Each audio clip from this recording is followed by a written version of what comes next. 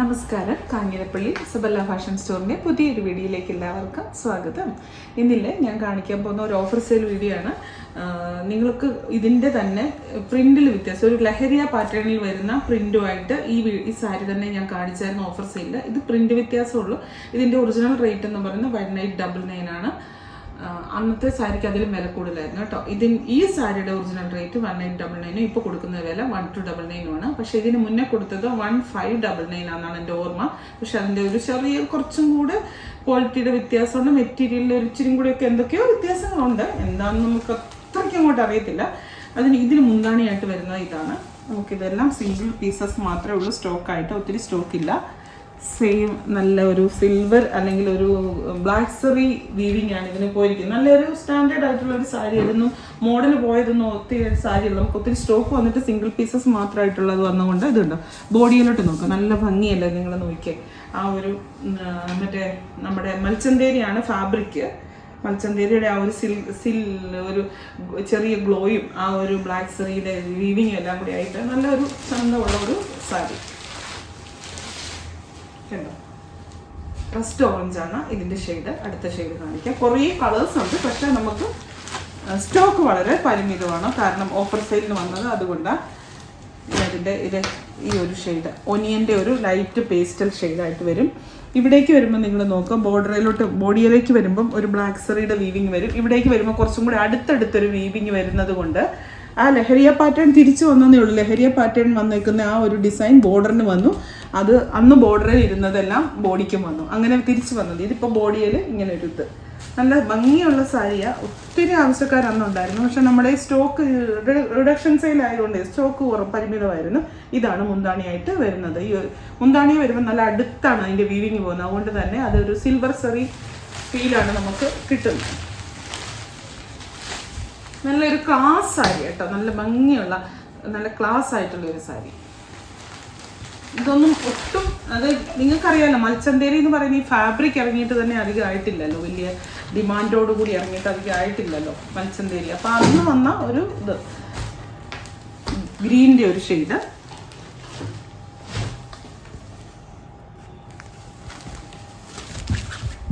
മുന്താണി വരുമ്പോഴേണ്ട ഇങ്ങനെ ഇരിക്കും. ആ സെയിം, എല്ലാം സെയിം, ആ കളർ മാത്രം വ്യത്യാസമുള്ളൂ. ബ്ലൗസും സെയിം, ആ റണ്ണിങ് തന്നെയാണ് ബ്ലൗസ്.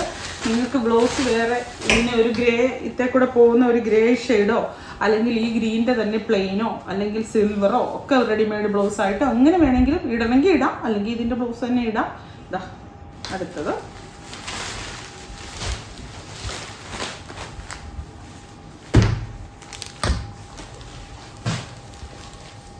അടുത്ത സാരി ഇത് വയലറ്റിൻ്റെ ഒരു ഷെയ്ഡ്, തീപ്പട്ടി കളർ എന്നൊക്കെ പറയുന്ന ആ ഒരു ഷെയ്ഡ്. ലൈറ്റ് ലാവണ്ടർ ലൈലാക്ക് എന്നൊക്കെ വേണമെങ്കിൽ പറയാം.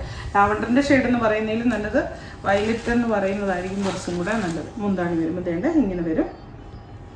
1899 ആണ് ഈ സാരിയുടെ ആക്ച്വൽ പ്രൈസ്. ഇപ്പം നമ്മൾ ഡിസ്കൗണ്ടഡ് റേറ്റിൽ 1299.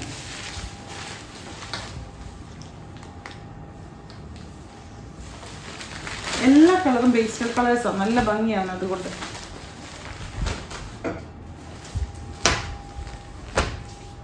ഒരു ഗോൾഡൻ യെല്ലോ കണ്ടോ. എന്നാ ഇത് നോക്ക് നിങ്ങൾ, ആ സ്റ്റഫാണ് നോക്കേണ്ടത്. ആ സ്റ്റഫിന് എന്നാ ഒരു ഒത്തിരി പ്രൈസ് തോന്നി.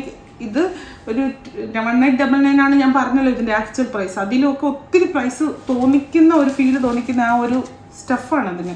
മൽച്ചന്തേരിയുടെ ഇതാ മുന്താണി വന്നിട്ട് ഇങ്ങനെ. ബ്ലൗസ് സെയിം തന്നെ കേട്ടോ. ബ്ലൗസ് ഓരോ പ്രാവശ്യം ഞാൻ കാണിക്കാത്ത അതുകൊണ്ടാണ്. നല്ല രസമുണ്ട് സാരി. ഗോൾഡ് മെറ്റലിൻ്റെ ഒക്കെ ഓർണമെന്റ്സ് ഒക്കെ ഇതിന് നല്ല പേരായിരിക്കുമെന്ന് എനിക്ക് തോന്നുന്നു. ഗോൾഡ് മെറ്റൽ അല്ല, ബ്ലാക്ക് മെറ്റൽ. ഓ മസ്റ്റാർഡ് യെല്ലോയുടെ നല്ല കളർ. മസ്റ്റാർഡ് യെല്ലോ വിത്ത് ബ്ലാക്ക് എന്നോ ആഷെന്നോ ഒക്കെ പറയാം ആ ഒരു ബൂട്ടാസിന്. എന്താണ് ആ ഒരു സാരി മാത്രം വെച്ച് കാണിച്ചില്ല അല്ലേ. അതാണ് നല്ല ഭംഗിയുള്ള സാരി കാണിക്കാൻ വിട്ടുപോയി.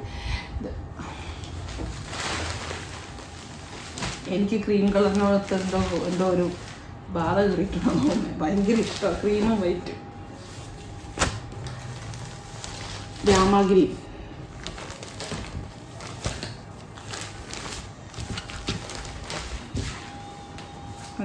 എന്താണ് വരുന്നത് ഇങ്ങനെ.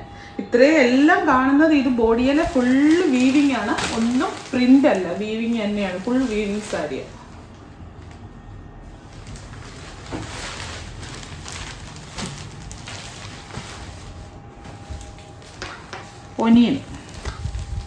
ഒനിയൻ്റെ ഡാർക്ക് ഷെയ്ഡ് എല്ലാം പേസ്റ്റൽ കളർ അല്ലേ, നല്ല ഇഷ്ടമാകത്തില്ല എല്ലാവർക്കും, ആകത്തില്ലേ ആർക്കും. ഏത് കളർ ടോണിലുള്ളവർക്കും ചേരുന്ന കളറാണ് ഈ ഒനിയൻ എന്ന് പറയുന്ന കളറ്.